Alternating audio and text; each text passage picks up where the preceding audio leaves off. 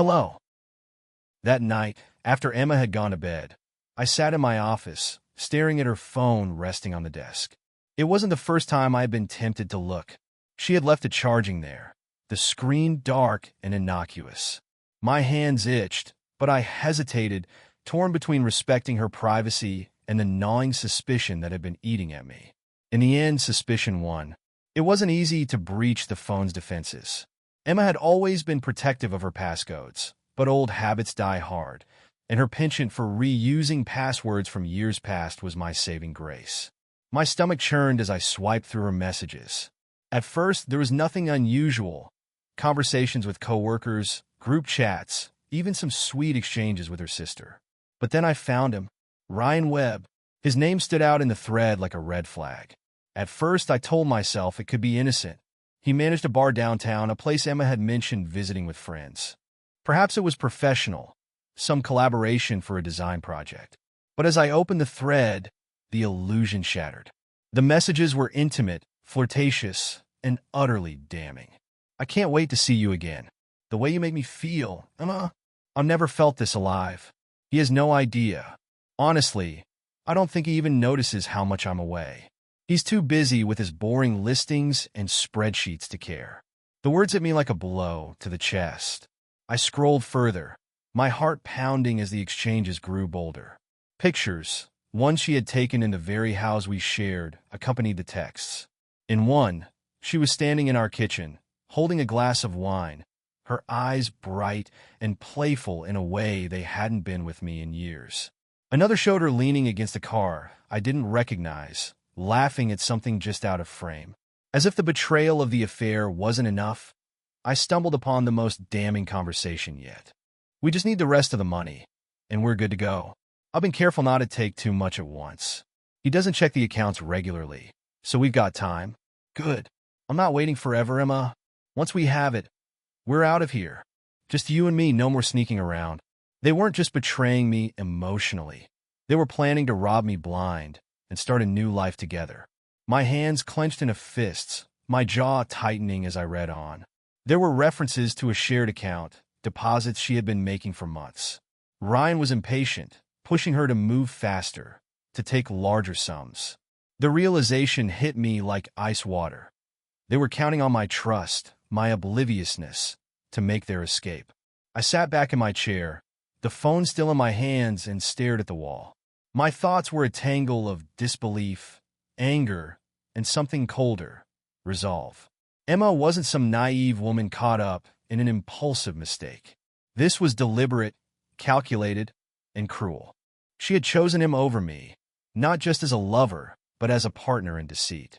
The man I had worked so hard to be, the one who always sought compromise, who believed in fairness and understanding, crumbled in that moment.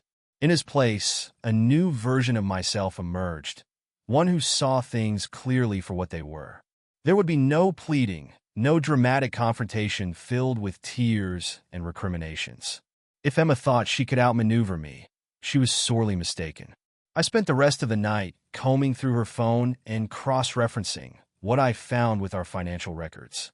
Every transaction, every withdrawal, every lie became a piece of the puzzle. I took screenshots, forwarded incriminating messages to my private email, and even downloaded their photos. By the time dawn broke, I had built an airtight case. As the first light of morning seeped through the blinds, I set her phone back on the desk as if nothing had happened. My heart was still pounding, but it wasn't fear or sadness fueling it anymore. It was determination. I wasn't going to let Emma and Ryan destroy the life I had built. If they wanted a game, I would play, but on my terms. Upstairs, I could hear Emma stirring. The shower turned on, the sound of water masking whatever thoughts she might have been wrestling with. I had no idea if she suspected anything, but I didn't care. From this moment forward, every step I took would be deliberate, every word spoken calculated. They had underestimated me, and that would be their undoing. Emma came down for breakfast a little while later, her hair still damp, dressed casually in leggings and a sweater. She gave me a quick smile, the kind that felt automatic, like a habit she had no energy to break. "Morning," she said, her voice light but distant. "I might be home late again tonight. Big project deadline. I nodded, keeping my expression neutral. Take all the time you need.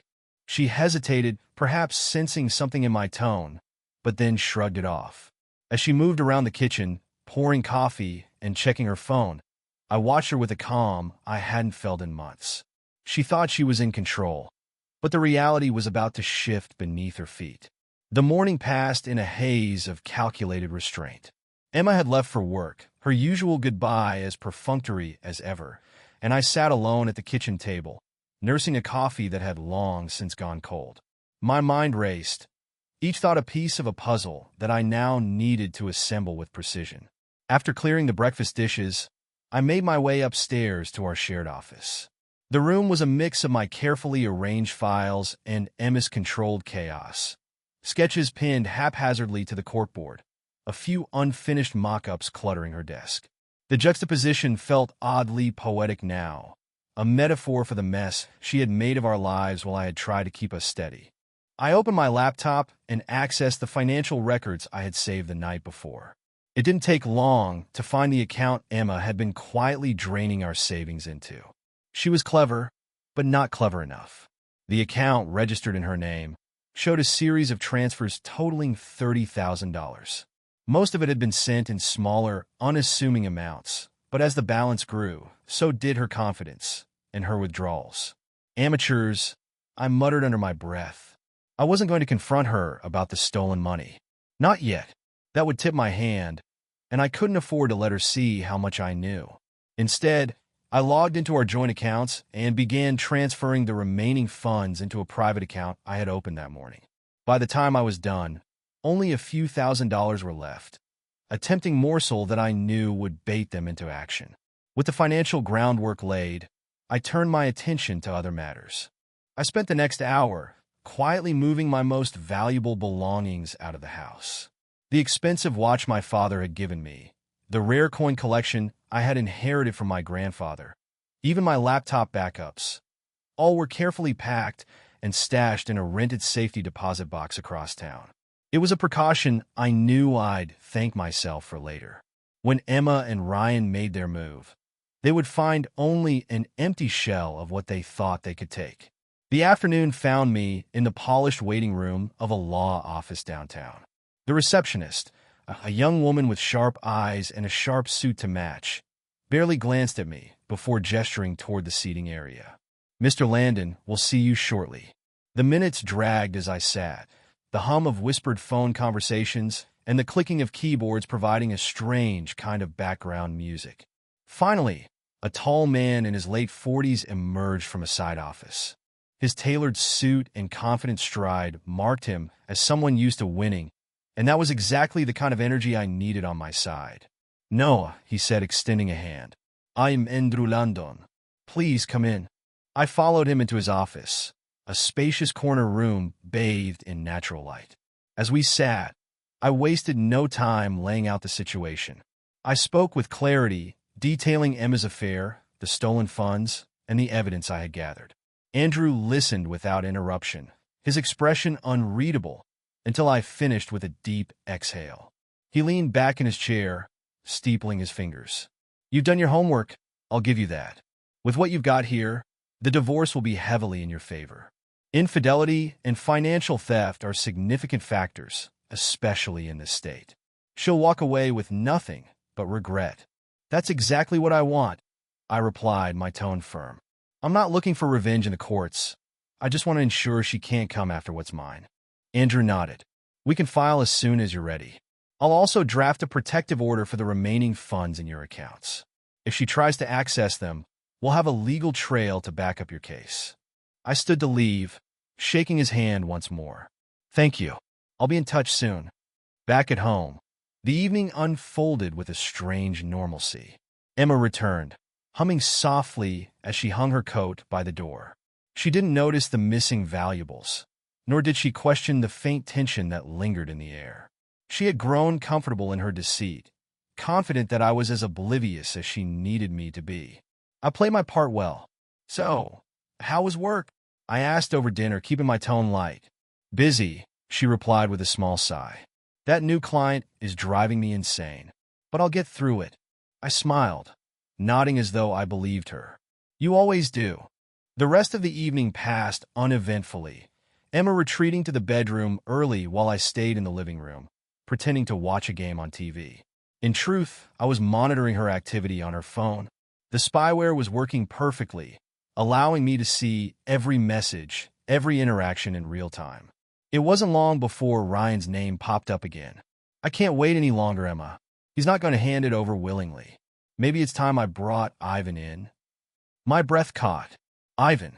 The name wasn't familiar, but the context was clear. Emma's reply came quickly, her tone panicked. No, Ryan, that's too dangerous. Just give me a little more time, I'll get the money. You don't need to involve him. We'll see. I'm not playing games here. I leaned back, my mind racing. Ryan was reckless, clearly frustrated by the delay, and now he was hinting at bringing someone else into the mix. Someone dangerous. I opened a new tab and began searching for any connections to the name Ivan, cross-referencing what I could find about Ryan's bar and his social circle. It didn't take long to piece it together. Ivan Kozlov was a known figure in Denver's underground, a man with a reputation for handling disputes with brutal efficiency. I closed the laptop, a bitter smile curling at my lips. Ryan had just raised the stakes, but he had no idea who he was dealing with. If he wanted to play hardball, I was more than ready. I waited in the dark, my breathing steady, but my senses razor-sharp. The house was eerily quiet, save for the faint ticking of the grandfather clock in the hallway. I had set the stage perfectly, giving Emma every reason to believe I was miles away, attending a conference in Boulder. My car was parked at a hotel lot across town, and my phone's GPS was left deliberately misleading. Everything was as it needed to be. Now all I had to do was wait. The hours crawled by, but I didn't move from my hiding spot in the office.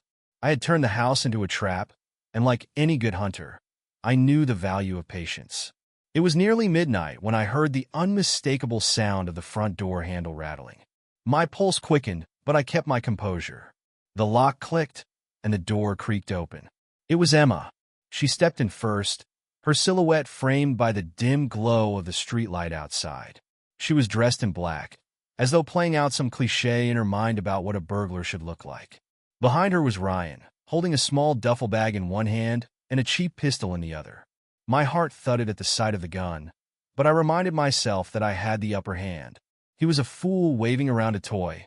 I was the one in control. Are you sure he's gone? Ryan whispered, his voice low but anxious. Emma nodded. He won't be back until tomorrow night. We have plenty of time. They moved through the entryway, their footsteps cautious but determined. Ryan gestured for Emma to start searching, and she obeyed, heading toward the living room while he moved toward the kitchen. I stayed hidden, watching their every move through the small gap in the office door. Emma opened drawers and cabinets, her movements frantic. She muttered under her breath, cursing when she didn't find what she was looking for. Ryan, meanwhile, dumped the contents of the kitchen counter onto the floor, his impatience growing with each passing moment. It's not here, Emma hissed, her frustration palpable. The safe should be in the office. My lips curved into a grim smile. Of course, they'd come looking for the safe. That was where they thought their $30,000 prize waited for them. Then let's go, Ryan snapped, gesturing toward the hallway. I slipped back into the shadows as they approached, my grip tightening on the taser hidden in my jacket pocket. The moment they stepped into the office, I flipped on the light. Looking for something? The sudden brightness stunned them. Emma gasped, dropping the small flashlight she had been holding. Ryan spun around, raising the pistol shakily, his face a mask of confusion and anger. What the hell? He barked. You're supposed to be in Boulder. I stepped forward, calm and deliberate, the taser in my hand, but hidden behind my back. Funny thing about conferences, I said evenly, they're not as important as protecting what's mine. Noah, Emma started, her voice trembling. I can explain. I cut her off with a raised hand. Don't, I said, my tone sharp enough to make her flinch. Not a word, Emma. I've already heard enough. Ryan waved the pistol toward me, his grip tightening. You think this is a joke? Back off before you regret it. I didn't move. I kept my eyes locked on his, my voice steady. You're out of your depth, Ryan. Put the gun down before you hurt yourself. He sneered, trying to mask the flicker of uncertainty in his eyes. You think you're some kind of tough guy? You don't scare me. No, I said, taking another step forward. Then why are your hands shaking? His eyes darted down to the pistol, and that was all the opening I needed. In one swift motion, I raised the taser and fired. The sharp crack of electricity filled the room as the prongs hit their mark. Ryan dropped the gun with a yelp, his body convulsing as he fell to the floor. Emma screamed, backing away until she hit the wall. I calmly picked up the discarded pistol and tucked it into the waistband of my jeans. Then I turned to face her. Sit, I commanded, gesturing to the desk chair. Noah, please, she began, but I cut her off again. Now! Tears filled her eyes as she obeyed, sinking into the chair with trembling hands. Ryan groaned from the floor, slowly recovering from the taser's shock. I grabbed him by the collar and dragged him into the room, forcing him to sit on the ground with his back against the wall. Comfortable? I asked, my voice dripping with mockery. He glared at me, but said nothing, his chest heaving as he struggled to catch his breath. I leaned against the desk, folding my arms. Let's skip the part where you try to explain yourselves. I already know everything. The affair, the stolen money, the plans to run off and live happily ever after. It's all right here. I held up my phone, the screen glowing with their text messages and incriminating photos. Emma paled, her tears spilling over. No, I didn't mean for it to get this far. Spare me the excuses, I snapped. You knew exactly what you were doing. Both of you did. Ryan finally found his voice, his tone defiant. You think you've won? You can't keep us here. You're not the law. I laughed, a cold, humorless sound. The law? You think I need the law to deal with you? Let me show you something. I pulled up the bank account on my phone and turned the screen toward them. Emma's eyes widened in horror as she saw the empty balance. Ryan's jaw tightened, his fists clenching. The $30,000 you thought you had? I said, my voice calm and deliberate. It's gone. I moved it weeks ago. You bastard, Ryan spat. You think you could just— I can, and I did, I interrupted, stepping closer. You thought you could outsmart me? Steal from me? Destroy my life and walk away without consequences? You have no idea who you're dealing with. Emma sobbed quietly, her shoulders shaking, while Ryan seethed in silence. The tables had turned, and they both knew it. For the first time since this nightmare began, I felt a flicker of satisfaction. They had walked into my trap, and now they were at my mercy. I crouched down to meet Ryan's glare head-on. You wanted to play games? Well, congratulations. You've just lost. The night air was thick with tension. I could feel it pressing against the windows of the house as I sat in the living room, sipping from a glass of bourbon. The faint hum of the city outside barely registered against the storm brewing in my mind.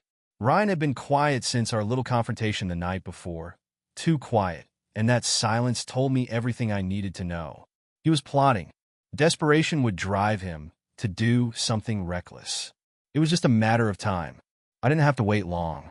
The first sign of trouble was the sound of an engine idling outside the house, far too close to be a passing car. I stood, placing the glass carefully on the coffee table, and moved to the window. Pulling back the edge of the curtain just enough to see, I spotted a sleek black SUV parked across the street. The headlights cut through the darkness like the eyes of a predator, cold and calculating. Two men stepped out, their movements deliberate and unhurried. They were large, dressed in dark jackets, and carried an air of menace that was impossible to ignore. My gaze shifted to the passenger side of the SUV, where Ryan emerged, followed by a third figure, a man I immediately recognized from my research earlier that week. Ivan Kozlov. He was shorter than his enforcers, but no less imposing. His presence commanded attention, from the sharp angles of his face to the measured way he surveyed his surroundings. Ivan wasn't just dangerous. He was the kind of man whose reputation preceded him. And tonight, that reputation had led him to my doorstep. I let the curtain fall back into place, my mind racing. This wasn't just a petty squabble anymore. Ryan had escalated the situation, and now we were playing with fire. But I wasn't about to back down. This was my house, my life, and I would face them on my terms. The knock at the door was firm, unyielding. I let it linger for a moment, taking a deep breath to steady myself before walking to the entrance. Opening the door, I was greeted by Ivan's cold stare. Behind him, his two enforcers flanked Ryan, who looked less smug and more jittery than usual. The reality of what he'd set in motion was clearly beginning to sink in. "Noah," Ivan said smoothly, his accent faint but unmistakable. "I believe we have business to discuss." I stepped aside, gesturing for them to enter. "Come in. Let's get this over with." The three men filed into the living room, their presence turning the space oppressive. Ryan stayed close to Ivan, clearly seeking safety in his proximity. The enforcers remained near the door, their eyes scanning the room for any signs of trouble. "Sit," I said, nodding toward the couch. Ivan took the seat without hesitation, leaning back as though he owned the place. Ryan hovered awkwardly beside him, while the enforcers stayed standing, their imposing figures casting long shadows across the floor. Ivan regarded me with a faint smile, the kind that didn't reach his eyes. "You're a brave man, Noah, or a foolish one. That remains to be seen." "I've been called worse," I replied, taking a seat across from him. "Let's skip the pleasantries. I assume Ryan's told you why you're here." Ivan's gaze flicked to Ryan, who looked down at his shoes. "He has," Ivan said, his voice calm but firm. "He claims you're withholding a rather substantial sum of money. $30,000, to be exact. He seems to think it belongs to him." I scoffed, leaning forward. "And you believed him?" Ivan's smile widened ever so slightly. "I didn't say that. But money has a way of making people persuasive, and I'm a man who values opportunities." "Opportunities?" I repeated, arching an eyebrow. "Or extortion? Call it what you like," Ivan said, his tone unchanging. "The fact remains you have something Ryan wants. Something he's asked me to help him retrieve. I'm here to ensure this situation is resolved peacefully." "Peacefully," I echoed, letting the word hang in the air. Interesting choice of words, considering the two goons you've stationed by the door. Ivan chuckled softly. "They're here for my protection, of course. I'm a businessman, Noah. Surely you understand." I leaned back, meeting his gaze with unwavering calm. "What I understand is that you've been lied to. Ryan here isn't a victim. He's a thief, and so is Emma." Ryan bristled, but Ivan raised a hand, silencing him before he could speak. "Continue," Ivan said, his eyes narrowing slightly. I reached for my phone, opening the voice recording app. With a single tap, Emma's voice filled the room, followed by Ryan's. Their words from the break-in were clear and damning, their laughter mocking me as they plotted to strip me of everything I owned. Ivan's expression didn't change, but his eyes flicked to Ryan, who was visibly sweating now. "That's just a taste," I said, my voice steady. "I have more. Photos, texts, financial records. All of it paints a very unflattering picture of your client." "Ivan, he's twisting everything," Ryan sputtered, his voice rising. "He's trying to make me look bad." Ivan held up a hand again, silencing him with a single gesture. He turned his gaze back to me, his interest piqued. "And what exactly are you proposing, Noah?" "I'm proposing you walk away," I said bluntly. "This isn't worth your time. Ryan isn't worth your time. He's a petty thief playing a game he doesn't understand. If you attach your name to this, you'll look like a joke." Ivan's lips twitched, the closest thing to a reaction I'd seen from him. "You're bold. I'll give you that. But boldness doesn't always win." "No," I agreed. "But strategy does. And this is a losing battle for you." Silence filled the room, heavy and suffocating. Ivan studied me for what felt like an eternity, his sharp eyes searching for any sign of weakness. Finally, he stood, brushing invisible dust from his jacket. "I admire your confidence, Noah," he said. "But don't mistake it for invincibility. If you think this is over, you're mistaken." "It's over when I say it is," I replied, standing to meet his gaze. "And I say it ends here." Ivan held my stare for a moment longer before nodding to his men. They turned and left without a word, their footsteps echoing through the hallway. Ryan hesitated, glancing between me and Ivan, but a sharp glare from the latter sent him scrambling after the enforcers. As the door closed behind them, I let out a breath I hadn't realized I was holding. I didn't waste a second after Ivan and his men left my house. As the sound of their SUV faded into the night, I locked the door and moved quickly to the kitchen. My hands shook slightly, not with fear, but with the adrenaline still surging through my veins. Ivan had let me win this round, but I knew better than to believe the matter was settled. Men like Ivan didn't retreat without planning their next move. I pulled out my phone and scrolled through my contacts until I found the name I needed, Tony. The last time we had spoken was almost a year ago, over beers at a dive bar, reminiscing about the days when life seemed simpler. Tony wasn't the type of guy who made casual friendships, but he was loyal to those he trusted. And more importantly, he owed me. I hit dial, and the phone rang twice before his gruff voice answered. "Noah," he said, his tone more curious than surprised. "It's been a while. What's going on?" "Tony, I need your help," I replied, skipping the pleasantries.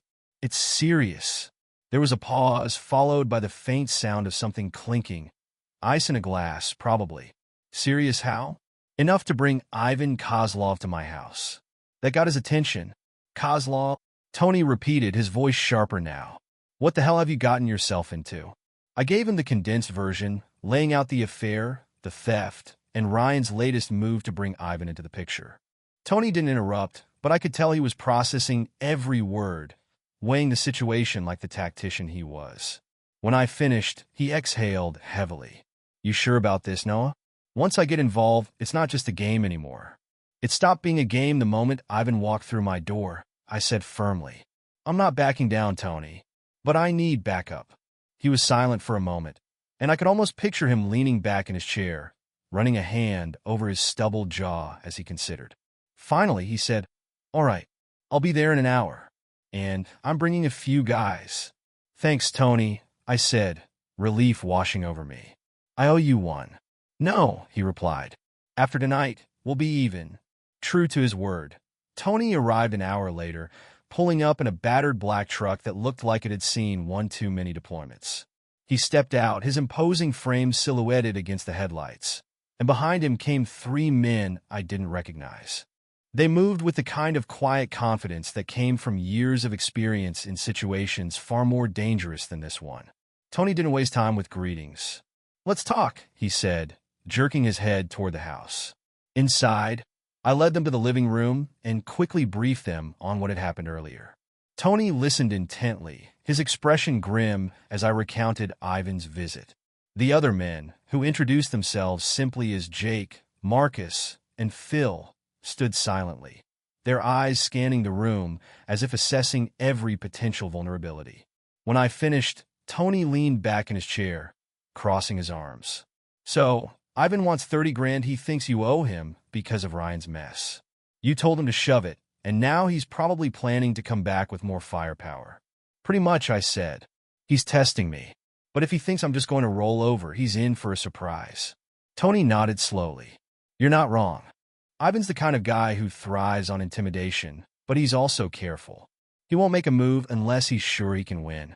That's why we need to send a message." "And what message is that?" I asked. "That you're not alone," Tony replied.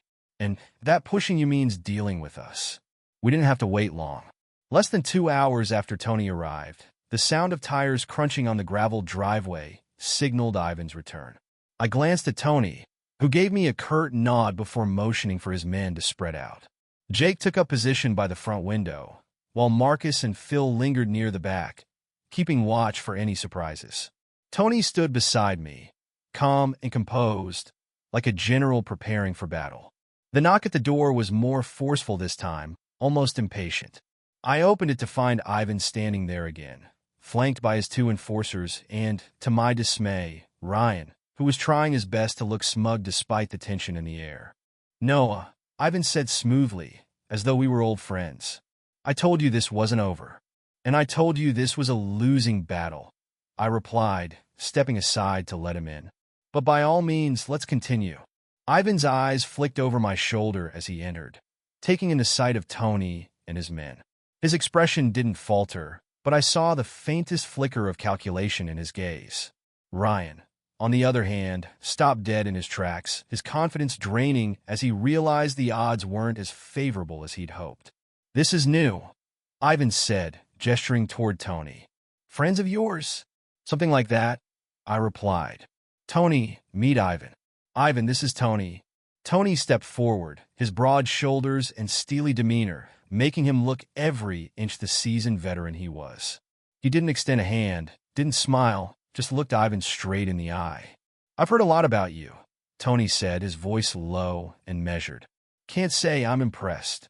Ivan chuckled softly, but there was no humor in it. Careful, friend. You wouldn't want to insult someone who came here to negotiate. Negotiate? Tony said, his tone dripping with disdain. You call shaking someone down for money that doesn't belong to you negotiating? You've got an interesting definition of the word. The air in the room grew heavier as the two men stared each other down. Ivan's enforcers shifted slightly, their hands hovering near their belts, but Tony's men didn't budge. The tension was palpable, a razor's edge that could snap at any moment. Ivan broke the silence first, his tone still calm, but carrying an edge of warning. You're making this more complicated than it needs to be, Noah. All I want is what I'm owed. Surely that's not unreasonable. You're not owed anything, I said firmly. Ryan lied to you. He brought you into this mess because he's too much of a coward to deal with his own mistakes. Ivan's gaze flicked to Ryan, who opened his mouth to protest, but quickly shut it when Ivan raised a hand. I don't care about your domestic issues, Ivan said, his patience clearly wearing thin. What I care about is the money. $50,000. That's the price for this to go away. Tony stepped closer, his voice dropping to a near growl. Or we can settle this here and now. Your choice. Ivan stared at Tony for a long moment, the room crackling with unspoken tension. Finally, he smiled faintly and nodded. All right, Tony. You've made your point. For now. He turned to me, his expression hardening. This isn't over, Noah. With that, he turned and left, his enforcers following close behind. Ryan hesitated, casting a pleading look my way, but a sharp glare from Ivan sent him scurrying out the door. As the sound of their SUV faded into the night, I let out a breath I hadn't realized I was holding. Tony clapped a hand on my shoulder, his grip firm. You did good, he said. But don't let your guard down. Ivan doesn't forget. I wasn't planning on it, I replied. The night's calm was deceptive, the kind of silence that holds its breath before chaos breaks loose. Tony and his crew stayed close, scattered strategically around the house. The living room was tense with anticipation, the air thick with the lingering scent of bourbon from the glass I had abandoned hours earlier. My mind raced as I tried to predict Ivan's next move. He wasn't the type to back down easily, and I knew his calm departure earlier had been nothing more than a pause, a tactical withdrawal before the real storm hit. Tony's voice cut through the tension, low and steady. He'll be back. Men like Ivan don't let things go. They escalate. Be ready. I nodded, gripping the taser I had kept close since this whole mess began. It felt inadequate now, like bringing a toy to a knife fight, but it was better than nothing. Across the room, Jake was stationed near the window, peering out into the darkness. Phil and Marcus had taken up positions near the back entrance, keeping watch for any signs of movement. Ivan's too smart to just walk into a trap, Tony continued. He'll come with enough force to make sure he can walk away the winner. And what do we do when he does?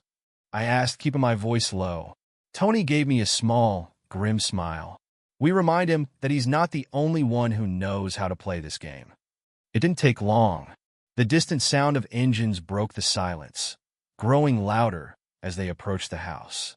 My heart pounded as headlights cut through the darkness, illuminating the driveway. This time, Ivan wasn't subtle. Two vehicles pulled up, his sleek black SUV and a second car, an old, battered sedan that looked out of place, but no less menacing. The car doors opened, and 5 figures emerged, their movements deliberate and unhurried. Ivan stepped out last, his expression as calm and composed as ever. Ryan followed close behind. Though his unease was evident in the way, he kept glancing over his shoulder. The remaining men were new, hulking figures whose silence only added to their threat. Tony motioned for me to stay back. Let me handle this, he said, his voice firm. But if things go south, take cover. Don't try to play the hero. I nodded, retreating toward the hallway as Tony moved to the door. He opened it before Ivan could knock, stepping out onto the porch with the kind of confidence that only someone like him could muster. "You're persistent, I'll give you that," Tony said, his tone casual but laced with steel. "But you're starting to overstay your welcome." Ivan smiled faintly, his hands resting casually in his pockets. "Persistence is a virtue, Tony. I'm here to collect what's owed." "Funny thing about debts," Tony replied. "You can't collect on something that doesn't exist." Ivan's smile didn't waver, but there was a glint of danger in his eyes. "Then maybe it's time we stop talking." The first punch was thrown before I could blink. One of Ivan's men lunged at Tony, his fist aiming for a clean strike, but Tony was faster. He sidestepped the blow with precision, delivering a sharp elbow to the man's ribs that sent him staggering backward. The porch erupted into chaos as the others sprang into action. Gunfire rang out, sharp and deafening in the confined space. I ducked instinctively, diving behind the couch as bullets tore through the walls. Marcus and Phil returned fire from their positions, their movements efficient and controlled. The house, once a sanctuary, had become a battlefield.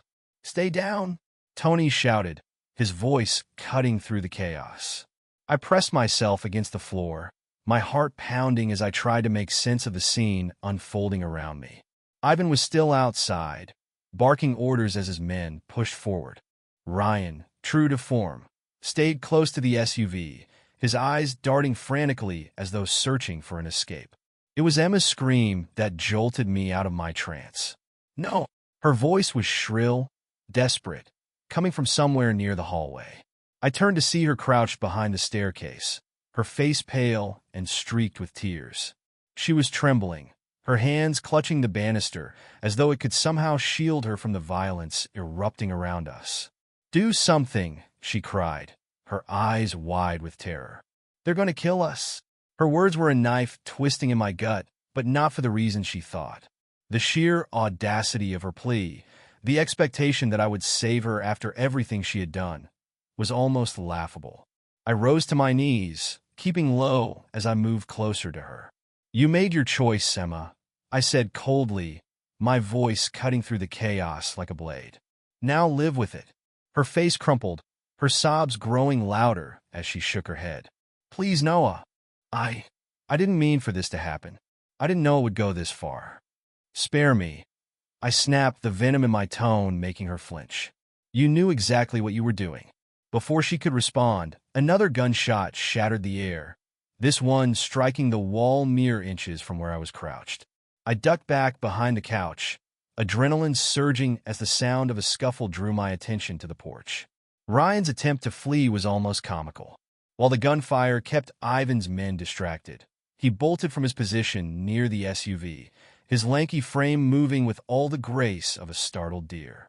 Unfortunately for him, Tony saw it coming. With a speed that belied his size, Tony intercepted Ryan with a brutal tackle, slamming him into the ground. "Not so fast," Tony growled, hauling Ryan to his feet. He dragged him back toward the porch, using him as a human shield against Ivan's men. Ryan flailed, his protest drowned out by the sound of another volley of gunfire. "Call them off," Tony shouted, his voice booming, "or your boy here takes the fall." Ivan hesitated, his gaze flicking to Ryan, who was now babbling incoherently, begging for mercy. The seconds stretched like hours as the standoff hung in the balance. Finally, Ivan raised a hand, signaling his men to stand down. The gunfire ceased, leaving an eerie silence in its wake. Tony shoved Ryan forward, sending him sprawling at Ivan's feet. "This isn't over," Ivan said, his voice low and menacing. "No," Tony replied, his tone equally firm. "It's not." As Ivan and his men retreated, dragging Ryan with them, I allowed myself a moment to breathe. The house was a wreck, the air still heavy with the smell of gunpowder, but we had survived. The night's chaos lingered in the air like the acrid smell of gunpowder, clinging to everything it touched. My heart was still pounding as Ivan stood in the doorway, his cold, calculating gaze sweeping the wreckage of my living room. Bullet holes marred the walls, shattered glass glittered across the floor, and the faint metallic scent of blood hung in the background. His enforcers flanked him, battered but still standing, while Ryan slumped behind them like a broken marionette, too stunned to speak. Ivan's lips curved into a faint, almost amused smile, the kind that sent a chill down my spine. "You've proven your point, Noah," he said, his voice smooth but carrying an undercurrent of menace. "You're not the easy mark I thought you'd be." I didn't respond. Words were meaningless with a man like him. Instead, I stood my ground, letting the presence of Tony and his crew do the talking. Tony was leaning against the wall near the kitchen, his arms crossed, his eyes never leaving Ivan. His men, Marcus and Phil, were positioned strategically, their weapons still at the ready. Jake had retreated to the back to secure the perimeter, ensuring Ivan didn't have any backup waiting to ambush us. "I'll admit," Ivan continued, taking a slow step forward, "I underestimated you.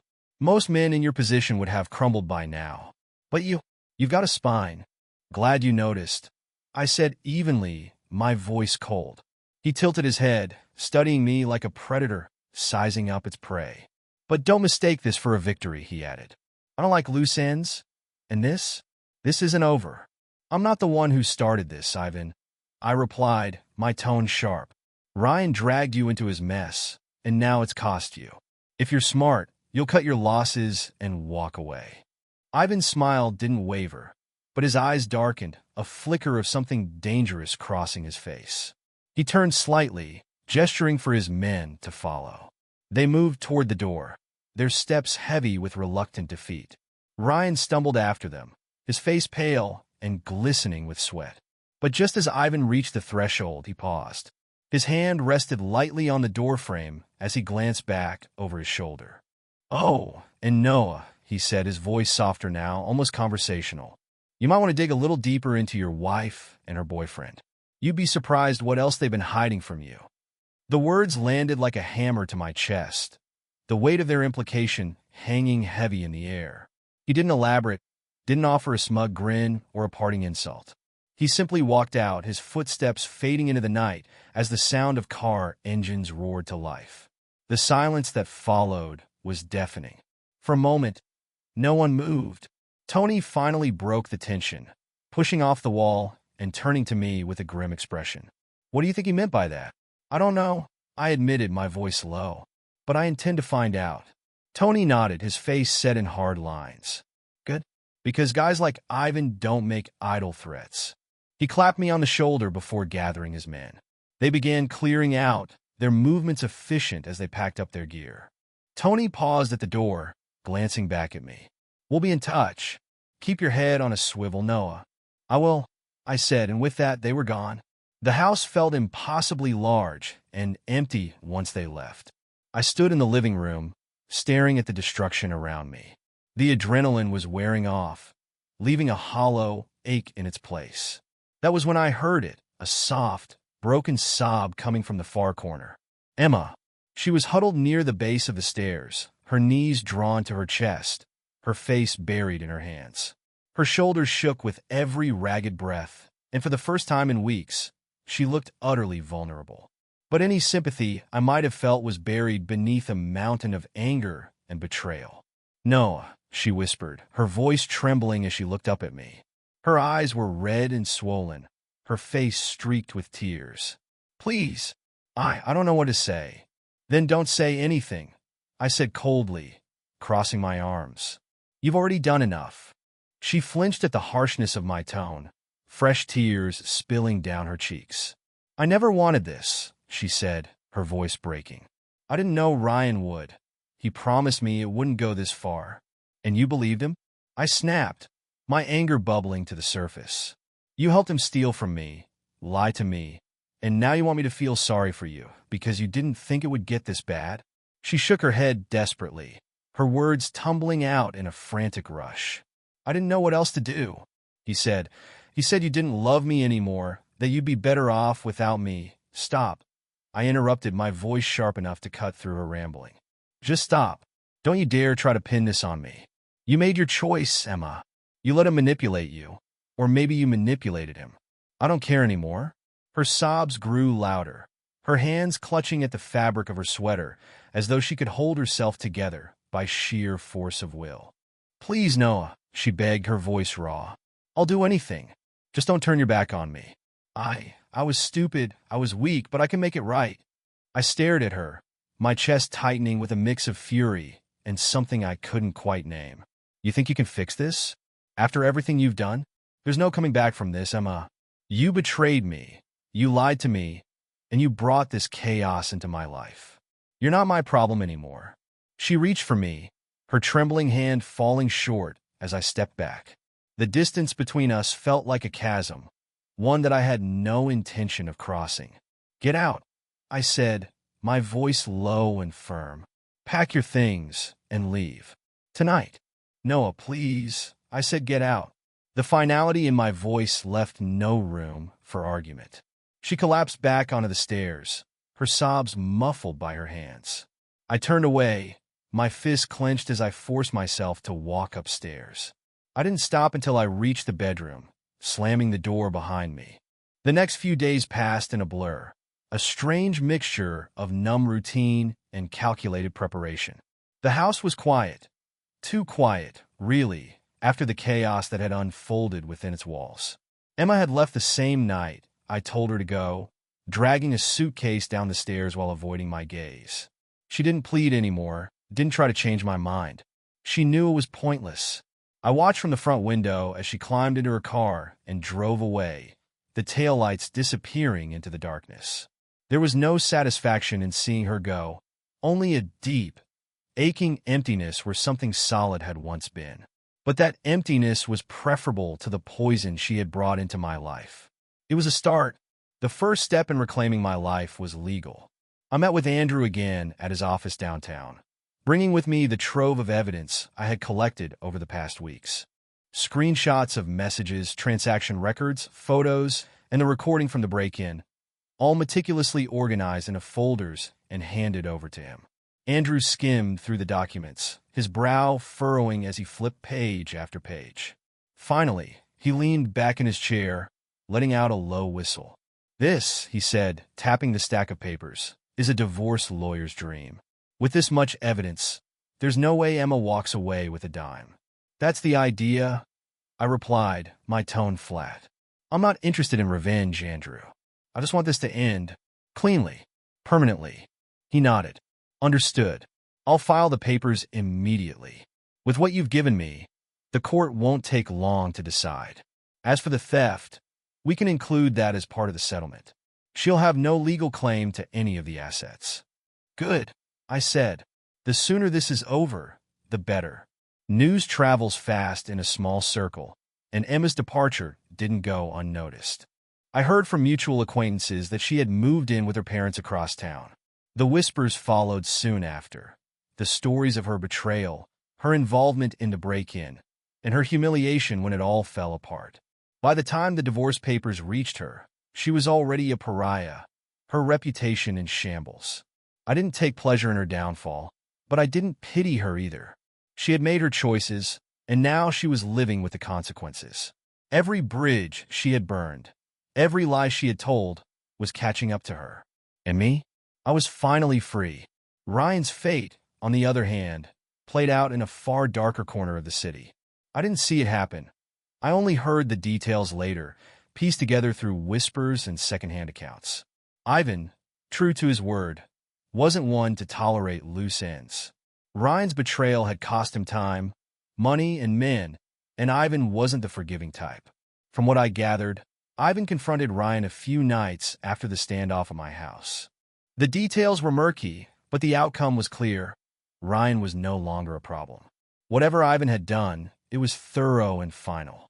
The thought of it should have unsettled me, but instead, I felt a grim sense of closure. Ryan had played a dangerous game, and he'd lost. Tony called me a few days later, his voice calm but serious. "How are you holding up?" he asked. "I've been better," I admitted. "But I'll survive." "That's what I like to hear," he said. "Listen, Noah, I just wanted to check in. Ivan's quiet now, but don't let that fool you. He doesn't forget grudges, and he doesn't forgive them, either." "I figured as much," I said. "So what do I do?" "Stay sharp," Tony replied. "Don't get comfortable, and don't underestimate him. He might leave you alone for now, but if he thinks you're vulnerable, I won't be," I said firmly. Thanks for the warning, Tony. And for everything else. Anytime, he said. Take care of yourself. With the legal battle behind me and the immediate danger at bay, I turned my attention to the future. Bye-bye.